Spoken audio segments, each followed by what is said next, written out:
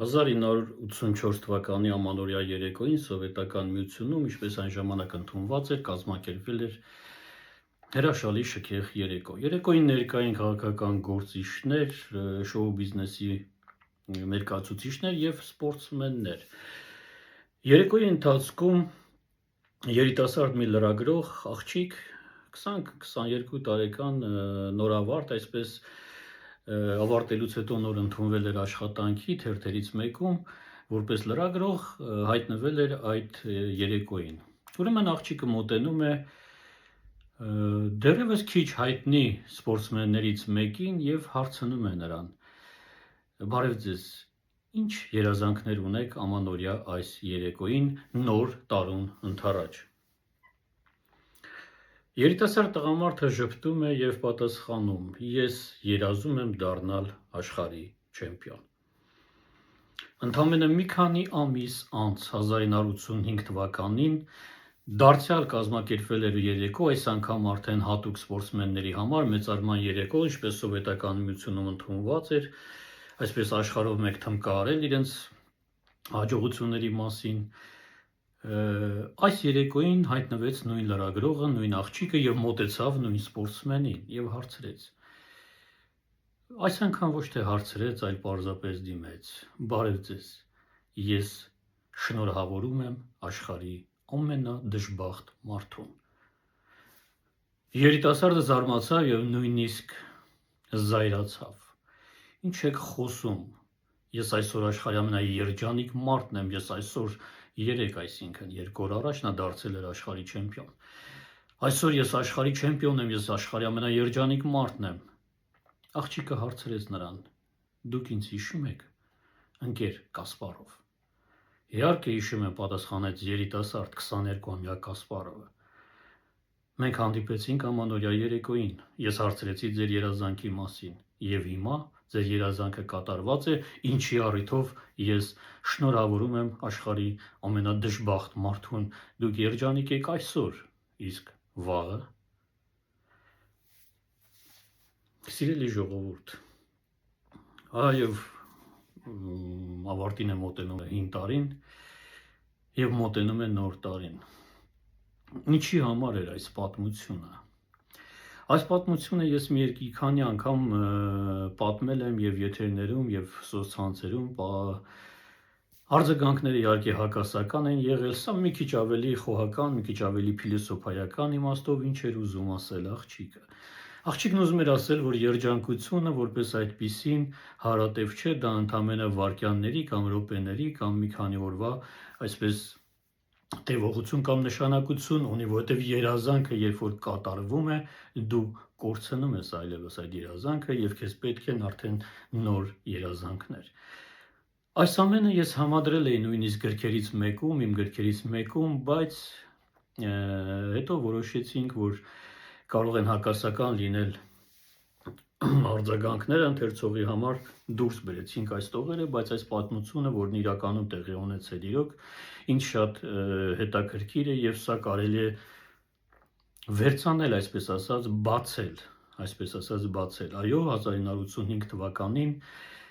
Գարի Կասպարովը հաղթեց Անատոլի Կարպովին եւ դարձավ FIDE-ի պատմության մեջ ամենաերիտասարդ աշխարհի չեմպիոնը, նա 22 տարեկան էր եւ այդ երեկոյին աղջիկը մոտեցավ նրան եւ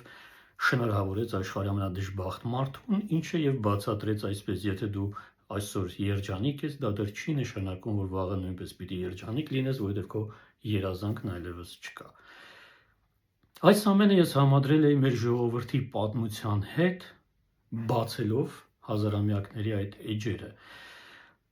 Երբ որ կարդում ենք մեզնից ծնվածների, մեր ազգից, մեր տոհմից դուրս ելածների, նույն արմատից դուրս ելած մարդկանց պատմությունները տարբեր ժամանակներում, աշխարհի տարբեր ծայրերում, ուրախանում ենք, հպարտանում ենք, հետո մտածում, ախր այս մարդիկ ժամանակին երջանիկ են եղել, երբ որ հասել են այս ամեն ինչին, բայց ինչքան է տևել նրանց երջանկությունը։ Ես սա համադրել էի նույնիսկ Հովհաննես Թումանյանի եւ Մանթաշովի հետ, այստեղ արձագանքները նույնպես շատ հակասական էին, հայտնի պոետն ու մուսան էի մեջ բերել, ինչպես է Թումանյանը նկարագրում իր եւ Մանթաշովի հանդիպում, այսպես ասած, Դուք հետո կկարդաք, հետո տողերից արդեն կհասկանաք, երբ որ Մանթաշովը եւ Թումանյանը հանդիպում են, Մանթաշովը այսպես մի քիչ ծաղրական տոնով հարցնում է. ով ես, ինչ ես, ինչացու ես, այսպես տնավարի, այսպես ասած, հա, ժողովրդական լեզվով, Թումանյանն ասում է գրող եմ։ Մանթաշովն ասում է ինչ գրող, ինչ ես գրում։ Թումանյանն ասում է հեչ, այնպես ուղղակի գրում եմ, ասում է որ կանտորումն ես աշխատում, ասում է ինչ կանտոր է մարդ։ Գրում եմ էլի, իմ համար նստած գրում եմ էլի։ Մանթաշովն ասում է դե, ասա պարապես էլի։ Թումանյանը նեղվում է այս արտահայտությունից, որովհետև դե Մանթաշով, որի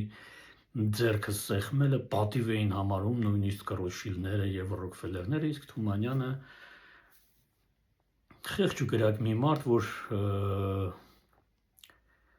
ֆինանսական, այսպես ասած, ծայրահեղ աղքատության պայմաններում նույնիսկ պատշաճ կրթություն չուներ, ամեն ինչի հասել էր ինքնակրթությամբ, բայց Մանթաշովը ժամանակի հետ մերվեց, Մանթաշովը ժամանակի հետ չի ասի մոռացվեց, բայց Թումանյանի, այսպես ասած, թողացետքը եւ Մանթաշովի թողացետքը բացարձակապես անհամեմատելի են, ինչ առումով Մանթաշովը մահացավ, թաղվեց Թիֆլիսի Խոջիվանքի եկեղեցու այդ տարածքում, իսկ ժամանակին Կովկասի տերուտիրական Լավրենտի Բերյան ուղղակի հողին հավասարեցրեց Խոջիվանքը, ուղղակի հողին հավասարեցրեց գերեզմանատները եւ Մանթաշովի, Միքայել Արամյանցի գերեզմաններն էլ այսպես հավասարվեցին հողին, սա այն Միքայել Արամյանցն էր, որ Արցախից, այսպես ասած, ոչ մի բանով եկել էր հասել Թիֆլիս եւ դարձավ ամենահարուստ աղքատը, ինչու ամենահարուստ աղքատը, որովհետեւ միլիոնների, միլիարդների մեջ այդ շքեղության մեջ Թբիլիսի այդ շենքերի, հյուրանոցների, հիվանդանոցների, դպրոցների, մանկապարտեզների, այդ ամեն ինչը կառուցապատումները հովանավորած Միքայել Արամյանցը մահացավ ծայրահեղ աղքատության մեջ, մոռացված, կինն էլ դավաճանում էր նրան, այսպես դժվար դրամատիկ կյանքի արժանացավ, իսկ Հովհաննես Թումանյանի սիրտը զարկում եւ զարկում է մինչ օրս։ Ահա տարբերությունը, ինչ էր ուզում ասել լրագրողը, այսինքն ձեր երազանքն ընդամենը այսօրվա էր, սիրելի հայեր։ Ինչ էին մտածում ժամանակին այն հայերը, որոնք հասան մեծամեծ պաշտոնների, ամեն մեկը իր ներկայացրած երկրում, այսինքն երկրում, որտեղ ապրում էր եւ ներկայացնում էր այդ երկիրը, հասան մեծամեծ բարձր պաշտոնների, այսպես նույնիսկ առանցքային ներդրում ունեցան այդ երկրի տնտեսության, գիտության, նույնիսկ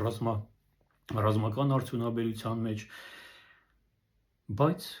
երջանիկ էին նրանք արդյոք մի օր, երկու օր, 10 օր, 20 օր, չգիտեմ, երջանիկ էին նրանք արդյոք հիմա, արդյոք երջանիկ են նրանց, չգիտեմ ովքեր են մնացել նրանց հետևից, չգիտեմ թորներ, ծորներ, ես չգիտեմ, որովհետև նրանցից շատերի հետ կա պարզապես կորում է պատմության ինչ-որ մի ընթացքում։ Այս սրա համար 2020 թվականի այդ տխրահրճակ, խայտառակ տխրահրճակ ասել ոչինչ ասել չի, խայտառակ փաստաթղթից հետո, որ ստորագրեց մեր պետությունը, փաստաթղթից մի քանի տարի անց մենք նույնիսկ Արցախը այսպես հանձնեցինք, այսպես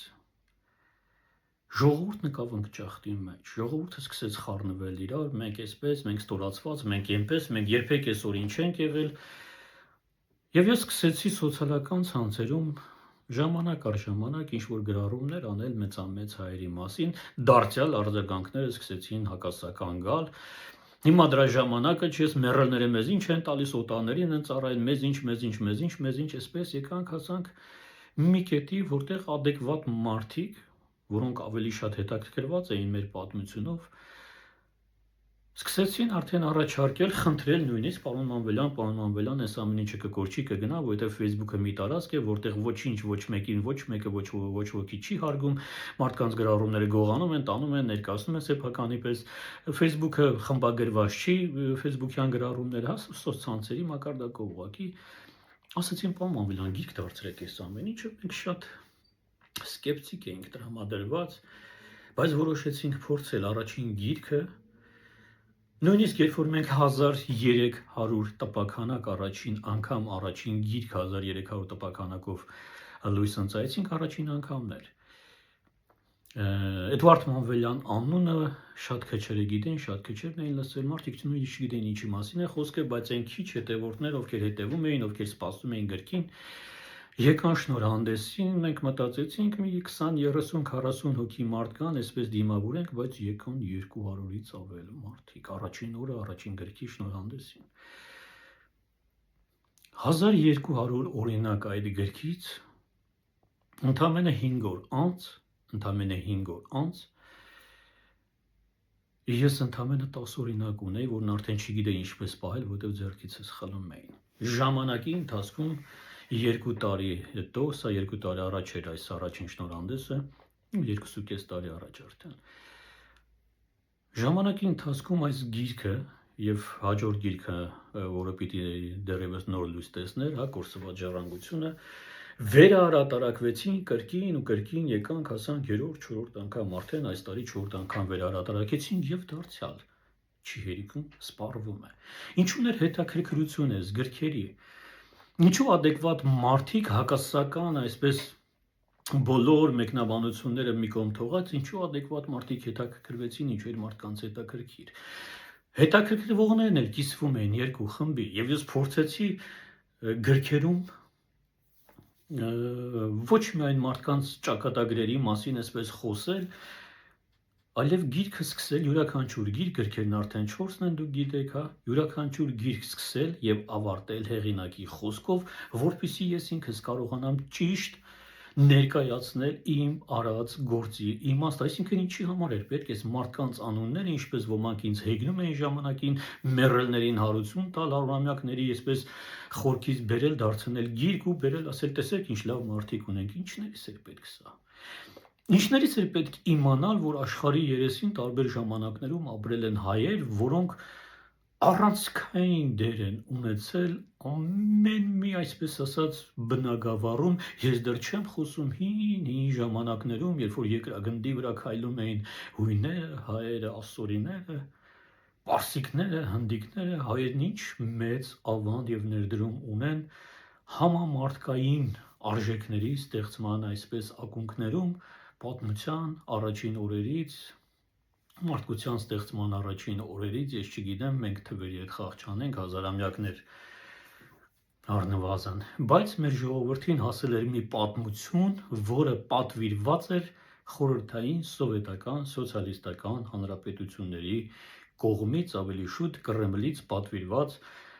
հայ ժողովրդի պատմություն, որը սովետական միության շրջանում, ինչպես մենք մեր սերունդ եւ մեզնից մեծերը իհարկե կհիշեն, պատմության դասը 3-4 թե չգիտեմ նույնիսկ քանի գիրք կար, չեմ էլ հիշում, ԽՄԿԿ պատմություն, ինչ-որ նոր դարերի պատմություն, հին աշխարհի պատմություն, գրքեր կային տարբեր եւ հայոց պատմություն, հայ ժողովրդի պատմություն, թե հայոց պատմություն, չեմ հիշում այս պահին վերնագիրը, կարծեմ հայ ժողովրդի պատմություն, հայոց դժվար լիներ։ Փոքրիկ այսպես բարակ գիրք էր, ովքեր հիշում են թող փաստեն։ Նորագույն պատմություն, ԽՍՀՄ պատմություն, չգիտեմ, ՍՄԿԿ պատմություն, չգիտեմ, նոր դարերի, հին աշխարհի, ինչ պատմություն ասես կար եւ դրանց մեջ ամենաբարակը հայ ժողովրդի պատմությունն էր։ Պատվիրված պատմություն, ճիշտ է, փաստեր կային, որ այդպես էլ կային, բայց գիրքը ընդհանրապես սահմանափակված էր, գիրքը հրատարակված էր այնպես, որպեսզի հայ ժողովուրդը, հայ երեխան, որպեսզի ծանոթանա իր պատմությանը, այդ ծանոթությունը անվտանգ լինի Լենինյան դրոշին եւ կոմունիստական գաղափարախոսությանը, այսինքն այնտեղ ծածկագրված էր իրականում այդ պատմությունը եւ բացեբաց իհարկե ոչինչ չէին խոսելու։ Անուններ կար, որ մենք լսում էինք միամիտ ասում էինք, գիտես ինչ էս ինչ մարդը հայ, այս մարդը ասում են սա էլ է հայ, ասում են ինչ հայ են ժամանակ սովետական սոցիալիստական հանրապետությունների միություն, հայս որնա, տաջիկս որնա, ադրբեջանցին ու վրացին որն են, բոլորը մի պետության մեջ են, դա կոչվում է խորհրդային սովետական սոցիալիստական հանրապետությունների միություն, ինչպես են ԽՍՀՄ։ Մենք բոլորս ԽՍՀՄ-ի քաղաքացիներ ենք, Мой адрес не Доմինի ուլիցա, мой адрес Սավետսկի Սայուզ, այսպես սովետական ռոպագանդան մեզ սովորեցրել էր, բայց եկավ 1991 թվականը, սովետական միությունը փլուզվեց, Պոստսովետական հանրապետությունները անկախացան, ամեն մեկը գնաց իր ճանապարհով, մյուս երկրների մասին թող խոսեն իրենց ժողովուրդ, իրենց ժողովրդի ներկայացուցիչները եւ խոսում են, որը հորինովի, որը ճիշտ, չգիտեմ, դա ինձ հետաքրիր է, չի անկեղծ ասած, հա, որ երկրի մասին ինչ են խոսում, ես խոսում եմ իմ ժողովրդի մասին։ Եկավ 1991 թվականը, Սովետական միությունը դեկտեմբերի 8-ին կարծեմ պաշտոնապես համարվեց փլուզված, Միխայել Սերգեյևիչ Գորբաչովը առաջին եւ վերջին պրեզիդենտը մնաց գործազուրկ, Հայաստանի Հանրապետությունն հռչակեց անկախությունը, մենք արդեն պատերազմի մեջ էինք, մենք արդեն կորուստներ ունեինք, բայց անկախացել էինք։ Եվ որոշեցինք, որ մենք մեր անկախությունը, ոչ թե որոշեցինք, այլ մտածում էինք, որ մենք պիտի տնօրինենք մեր անկախությունը։ Ամենայն դեպս մեր սերունդներ այդպես մտածում, միամիտներն էին այդպես մտածում, նրանք ովքեր տեղյակ չէին սովետական պրոպագանդայի զորությանը, մտածում էին, որ մենք ենք տերը մեր երկրի։ Չքաղաքականացնեք այս արտահայտությունը, որովհետև այդպես էլ արվեց։ Համոզեցին, որ մենք ենք տերը մեր երկրի, բայց մենք մեր երկրի տերը չէինք 1991 թվականին, սովետական պրոպագանդան աշխատում էր, պոստսովետական իներցիան կար, կոմունիզմի ուրվականը մնաց ոչ միտեղ չգնաց եւ նորանկախ Հայաստանի կրթական համակարգը այդպես էլ չխմբագրվեց։ Պատմությունը մնաց նույնը, Վարդանից Վասակից են կողմ չանցանք, շատ ու քիչ բաներից այսպես տեղյակ էինք, բայց առյուծի բաժինը մեր պատմության մեջ չհասավ, նույնիսկ նորանկախ Հայաստանի 1, 2, 3, 4 կառավարությունների օրոք այդպես էլ չխմբագրվեց պատմությունը, եթե խմբագրվեց էլ ի վնաս մեզ եւ ոչ թե ի օգուտ։ Սրա համար, երբ որ ես սկսեցի այս ողջ ինֆորմացիան գիրք դարձնել, դարձյալ հակասական, դարձյալ այսպես բողոքողները, միշտ չուզողները, մեր ինչին է պետք է, ես հիմա մինչև շարունակել է սիրելի ժողովուրդ, սա ամբողջը տարեվերջան այս եզրափակման մասին է, ես հետո այս ամեն ինչը իմի կբերեմ։ Ընթացքում ես խոսեմ այս գրքերի մասին, նրանք ովքեր տեղյակ չեն եւ անցնենք առաջ։ 4-րդ գիրքը, սա վերջին գիրքն է, այս տարի բավականին հագեցած էր մեր տարին եւ 4-րդ գիրքը նոր լույս ընծայվեց եւ առաջին, երկրորդը, ինչպես արդեն ասացի, նորից կրկին 4-րդ անգամ, արդեն 4-րդ անգամ վերահրատարակվեցին։ Այս գիրքը նույնպես յուրահատուկ էր, որովհետև այս տարի գարնանը մենք որոշեցինք լույս ընծայել այս գիրքը 25 հայուհիների մասին, այսինքն այս գրքում միայն հայուհիներ են։ 25 հայուհիներ, որոնք ատլանտների պես, իսկ ասեի, ատլանտների պես կանգնած են մեր պատմության այսպես ակունքներում, իսկ մեր ժողովուրդը նրանց մասին գրեթե չի լսել։ Ատլանտների պես ինչի համար ատլանտների պես։ Հիմա կասեն Ամերիկայում մեզ ինչ, կամ չգիտեմ Հնդկաստանում մեզ ինչ, կամ այնտեղ մեզ ինչ, մեզ ինչ։ Ամբողջ խնդիրը նրանում էր, որ մենք տեղյակ չէինք մեր պատմությանը եւ չկարողացանք մեր պատմության միջից քաղել մեր իսկ ունեցածը, այդ ամենը դարձնել պետական գաղափարախոսություն եւ խմբագրել նորանկախ Հայաստանի կրթական համակարգը եւ բոլոր դասագրքերը, սրա մասին էր խոսքը։ Սա չէր արվում խանդավառության համար, որ տեսեք հայերը մենք, այս էլ հայերը, սա էլ հայերը, ինչ անենք աշխարհի երեսին բոլոր ազգերն ունեն իրենց հրաշալի ներկայացուցիչներ։ Չգիտեմ, սերբերը Տեսլա ունեն, նրանք դա Վինչի ունեն, այն մեկը Նիչե ունի, այն մեկը չգիտեմ, ֆրանսիացիները, չգիտեմ, Հյուգո ունեն, Մոպասան ունեն։ Ոչ ոք չի ճչում դրա մասին։ Սրա մասին չի խոսքը։ Խոսքը նրա մասին չի, որ աշխարհում հայերն ինչ արել են, եթե չանեին, դա չէր անի, ասենք, չգիտեմ, ինչ-որ մի մոնղոլ թաթար կամ ինչ-որ մի ուզբեկ, սրա մասին չի խոսքը։ Խոսքը նրա մասին էր, որ մենք կարողանում էինք այս ամենը անել, հանճարեղ գեներ կար այս ժողովրդի մեջ, այս ժողովուրդը աշխատող էր, ժողովուրդը ստեղծող էր, ժողովուրդը հասնում էր մեծամեծ այսպես բարձունքների, բայց միշտ չգիտես ինչ համաչափության, ասեմ, չգիտեմ, նույնիսկ զավեշտ ասեմ, չգիտեմ ինչի, որ պատճառով ամեն ինչի հասնում էին, բայց օտար երկրներում։ Այսպես հավաքեցին 25 հայուհիներին, նրանց մեջ կան մարդիկ, ում անունները դուք ընդհանրապես չեք լսել, Պարսկաստանի, այսօրվա Պարսկաստանի ժամանակակից կրթության հիմնադիրներից կին, որը համարվում է Պարսկաստանի ժամանակակից կրթության հիմնադիրը, որը հիմնել առաջին մանկապարտեզները, դպրոցները։ Այստեղ կա կին, որի համար օպերաներ էին գրում աշխարհահռչակ կոմպոզիտորները, կին, որի համար, այսպես ասած, իրեն պատեպատ էր տալիս հայտնի գրող Ումբերտո Էկոն, եւ նա դարձավ Ումբերտո Էկոյի մուսան, հետո այսպես օպերաներ, կին, որը 1800-ական թվականների վերջին Լասկալայում ստացավ հայկական սոխակ անունը, մինչդեռ մենք հայկական սոխակ անունը միշտ կապում ենք Գոհար Գասպարյանի հետ, պատիվ իհարկե հարգանք Գոհար Գասպարյանին, հրաշալի անփոխարինելի երգչուհի, բայց հայերը չգիտեին, որ 1800-ական թվականների վերջում, 1800-ական թվականների վերջում Միլանի Լասկալայում նրան կոչում էին հայկական սոխակ։ Այսպես հավաքեցին 25 գայունների մասին գիրքը, մշուշոտ ճակատագրերի երգը։ Նրանց ճակատագրերը շատ մշուշոտ էր։ Դրանից առաջ լույս տեսավ մեր երրորդ գիրքը։ Աշխատանքներից ամենացավալին ինձ համար սա է եղել։ Ինչի համար, որովհետև այստեղ ներառված են Պարսկաստանում, Օսմանյան կայսրությունում, Հնդկաստանում, Սինգապուրում, Հոնկոնգում, նույնիսկ ԽՍՀՄ-ում, նույնիսկ Եվրոպայում ապրած, արարած, ստեղծագործած եւ մեծամեծ բարձունքների հասած հայեր, որոնցից ամենացավալին իհարկե Օսմանյան կայսրությունում այսպես լուրջ պաշտոններ զբաղեցրած հայերն են, կարդում ես եւ մտածում, այ քեզ բան, Համիդյան ջարդերի ժամանակ, նույնիսկ գերի թուրքերի կառավարությունում, արդեն Համիդյան ջարդերից հետո Եղեռնի Նախաշեմին հայերը շարունակում էին բարձր պաշտոններ զբաղեցնել եւ Համիդյան կառավարությունում եւ արդեն գերի թուրքերի կառավարությունում եւ դրանից հետո նույնիսկ Քեմալի կառավարությունում։ Ցավալի էր իհարկե Պարսկաստանում ապրած մեր ժողովրդի մասին կարդալը, որովհետև երբ առաջին անգամ Շահ Աբբասը նրանց տեղահանարեց, հետո արդեն աֆղանները մտան Պարսկաստան, այսպես նոր ջուղան նորից ավերվեց, հայերը նորից նոր ջուղայից գաղթեցին, այս անգամ գնացին Հնդկաստան, գնացին Սինգապուր, գնացին, չգիտեմ,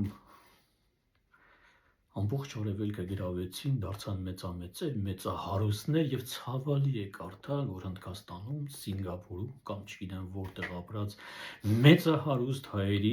ժառանգության 80-90%-ը մնաց անգլիական բանկերում, որտեղից կամաց սկսեցին օգտվել Ռոքֆելլերներ, Ռոթշիլդներ։ Ցավալի է կարդալ, որ հայերի այս մեծամեծ հարստությունների հաշվին 1915 թվականի մեծ եղեռնից հետո երիտուրքերի կառավարությունը միլիարդավոր դոլարների արտաքին պարտք մարեց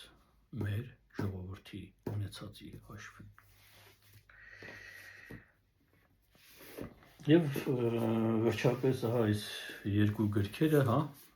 Կորսվա ժառանգություն եւ Մայրամուտ եւ Լուսաբացի միջև Հայի ֆենոմենը, այս երկու գրքերն արդեն վերահրատարակվեցին 4-րդ անգամ, սրանք առաջին երկու գրքերն են, սրանց հետաքրքրությունը մինչ այժմ չի մարում, այստեղ արդեն դուք կարող եք գտնել աշխարհի տարբեր ծայրերում ապրած, նույնիսկ ԽՍՀՄ, կարևոր չի, աշխարհի տարբեր ծայրերում ապրած, աշխատած, ստեղծած հայերի մասին, որոնք անգնահատելի ավանդ են մատուցել, ամեն մեկն է այն երկրին, որտեղ ապրել է եւ Հայաստանին ոչինչ չի հասել դրանից։ Սա էր այդ գրքերի իմաստը, սիրելի ժողովուրդ, այս գրքերի ողջ իմաստը, աշխատանքի ողջ իմաստը պարփակված էր մեկ նախադասության մեջ։ Ինչու հայերը դարձան օտար քաղաքակրթությունների հիմնասյուներ, իսկ Հայաստանը մնաց որբ բոլոր ժամանակներում։ Ցավալի էր կարդալ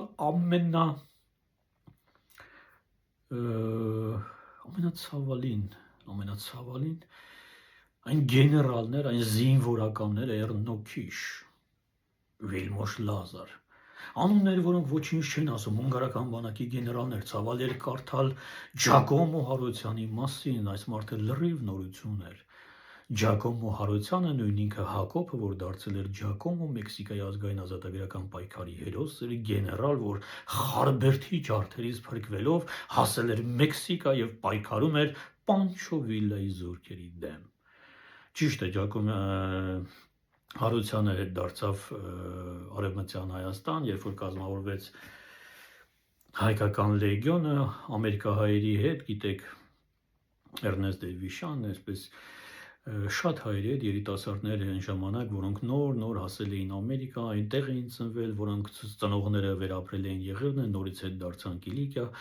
ազատագրեցին նույնիսկ, բայց ֆրանսիական կառավարությունն ու Քեմալը որոշեցին լուծարել հայկական լեգիոնը եւ ֆրանսիացիներն, այսպես ասած, բարիշեցին թուրքերի հետ։ Ցավալ էր կարդալ այս գեներալների մասին, որոնք ամենատարբեր երկրներում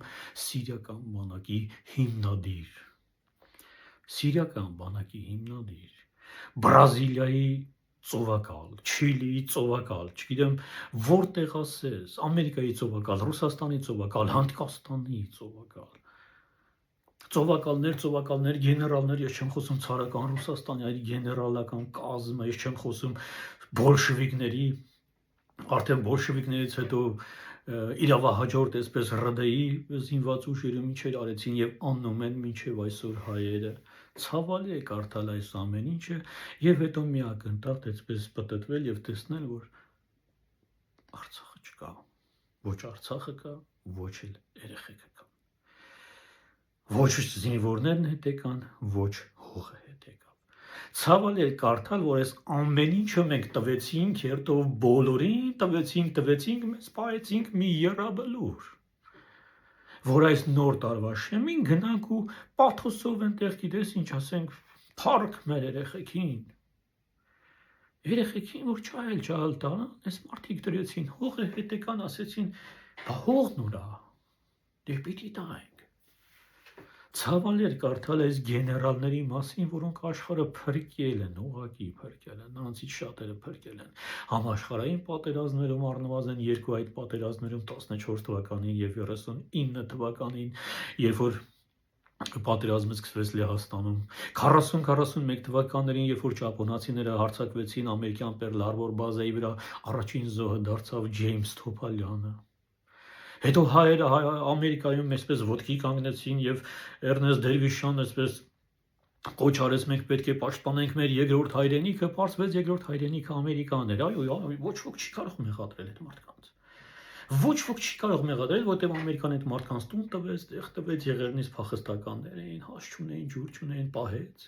աշխատանք տվեց, աշխատեցին, մեծամեծ բարձունքների հասան, գնահատեցին։ Մենք էլ հպարտացանք այդ հայերով, ասացինք, տեսեք, այս տղան հայ Ամերիկայում, բայց հետո պտտվեցինք Հայաստան, տեսանք, մենք ոչինչ չունենք։ Տեսանք մեր գեներալներին մեկը մեկին անում կդնի, մեկը մեկին կասի սա է, մեր զինվորները չկան։ Ամբողջ պատասխանատվությունը դրվեց այդ երեխեքի ուսերին, երեխեքը հետ չեկան, հողը հետ չեկավ, բայց նորմալ ամեն ինչ իր ընթացքով գնում է։ Ցավալի էր այս ամեն ինչը, շատ ցավալի էր։ Այս գրքերի ողջ նպատակը իրականում հայելային անդրադարձն է մեր հազարամյակների պատմության, հայելային անդրադարձը, որ մարդիկ կարդան, բացեն ու տեսնեն հազարամյակներ շարունակ քարտեզի վրա, որտեղ մատը դնես, հայերն ինչ-որ մեծամեծ բաներ են արել։ Հետո մատը բերում ես դնում ես Հայաստանի վրա, ամեն հազարամյակը մեկ շուռ ես տալիս այդ էջերը քարտեզի, բացում ես եւ տեսնում ես ոչինչ չի փոխվում։ Ոչինչ չի փոխվում, մեկ սրա լծի տակ, մեկ նրա լծի տակ։ Հետո գալիս են բոլշևիկները։ Բոլշևիկներից հետո էլ ոչինչ չի փոխվում, ավելի վատ, շատ ավելի վատ։ Բոլշևիկների ժամանակ Հայաստանը ընդհանրապես մասնատվեց ավելի քան մինչ դա։ Ջավախքով, Արցախով, Նախիջևանով։ Այս ամեն ինչը դուք լավ գիտեք։ Հետո եկավ հասավ արդեն 2000 թվականներ, 94-ից հետո կնքված զինադադար, բավական շահավետ պայմաններով, չնայած եւ հազարավոր զոհերի հաշվին, ահա այս տղեկի տեսնում եք դուք նկարները, հա, Մոնթե եւ Լեոնիդ։ Եվ նրանց արածը, նրանց դրածը, նրանց պահածը հանկարծ մի քանի րոպե հանկարծ ջուրը չկա, չի եղել, չունենք, չենք ստացել։ Ինչ համար են այս մարդիկ այս ամեն ինչ անում, պատասխանը չկա, պետք էլ չի պատասխանը։ Այսպիսի ժամանակներ եւ բացում ես գրքեր, ասում ես, եկեք տեսնենք այս Մավելան դες ինչ է այսքան խոսում, լավ ինչի համար է հավաքում։ Այս գրքերից ոչ մեկում խանդավառություն չկա։ Դուք դեռ պաթոս եք ասում։ Իմ արած գործի նպատակը չի եղել ցույց տալու, որ հայերը չլինեին, մոլորակը շուռ էր եկել վաղուց։ Իմ արած գործի նպատակը եղել է, կա, մնում է եւ Աստվածն առաջ ինչքան որ կարողանամ միայնակ անել այս ամեն ինչը մեր խմբագրի հետ ոչ թե միայնակ։ Շնորհակալություն մեր լավ ընկերոջը, որ հովանավորեց մեր 4 գրքերը, դրանց վերահրատարակությունները, շնորհակալություն մեր հրաշալի Մեկենասին։ Չգիտեմ, հուսով եմ կհայտնվեն մարդիկ, ովքեր մի քիչ կուզենան ծախսել, այսպես որպեսզի ժողովրդին հասնի այս պատմությունը, որովհետև ես միայնակ չեմ կարող, ես այդ ֆինանսական հնարավորությունները չունեմ, բայց նպատակը եղել է, կա եւ մնում է նույնը՝ ցույց տալու մեր ժողովրդին գերհզոր մի պոտենցիալ, որը թողեցինք ում ասես, եւ մեզ պահեցինք հազարամյակների կտրվածքով, հազարամյակների պատմության միջով անցնելով, չարընցեք ասել պատմության քարոզիներով անցնելով, մեզ պահեցինք մի եռաբլուր, որի դռների առջև պիտի հայերը խմեն, կենացասեն, գանտուն, Facebook-ը միացնեն ու գրեն հասնենք Սասուն մտնենք Վան, Մուշալաշկերտ, Արդահան, արդեն 100 քանի տարի գրում են, գոռում են, ճչում են, երգում են, բայց ոչ միայն Մուշալաշկերտ չմտան, այլև տան գերագույն գլխավոր դարպասն էլ վերցրեցին ու գնացին։ Այս սրա մասին էր ամեն ինչը ցույց տալու մեր ժողովրդին, որ այս ամբողջ պոտենցիալի 3%, ամենատարբեր բնագավառներից հավաքելով, եթե հնարավոր լիներ ինչ-որ հրաշքով գեներացնել մեկ տեղում, ես ձեզ վստահ կասեմ, առանց պաթոսի, ինձ ճանաչողները գիտեն, որ ես շատ հեռու եմ պաթոսից, շատ հեռու եւ ատում եմ պաթոսը, այդ գերադրական աստիճանը իհարկե, այդ չափաբաժինը ավել Ես կասեմ, որ այս 3% պոտենցիալը գեներացնելու դեպքում մեկ տեղում աշխարհի երեսին այլ քարտեզ կլիներ։ Եվ ոչ միայն մենք որևէ մեկի դուռը չէինք ծեծի օգնության կանչելու,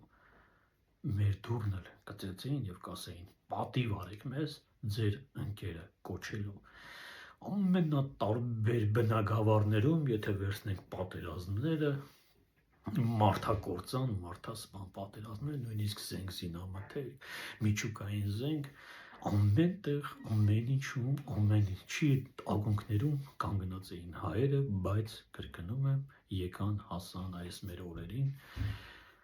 եւ իրենց պահեցին միայն մի եռաբլուր սահյան համոն կասեր մեզ մնաց միայն մեր դարդն ու կորուստները, որ մեզնից խլող չկա։ Այս ամենի նպատակը սիրելի ժողովուրդ, Եվրոպայում ապրող հայերին ես ուզում եմ զգուշացնել, ոչ թե զգուշացնել, այլ տեղեկացնել, որ նոր վերահրատարակված գրքերը հասել են արդեն Եվրոպա, բայց դրանք շատ քիչ են, ցավոք սրտի շատ քիչն է հասել Եվրոպա, որտեղ Հայաստանում կրկին սպառվեց այս ամեն ինչը։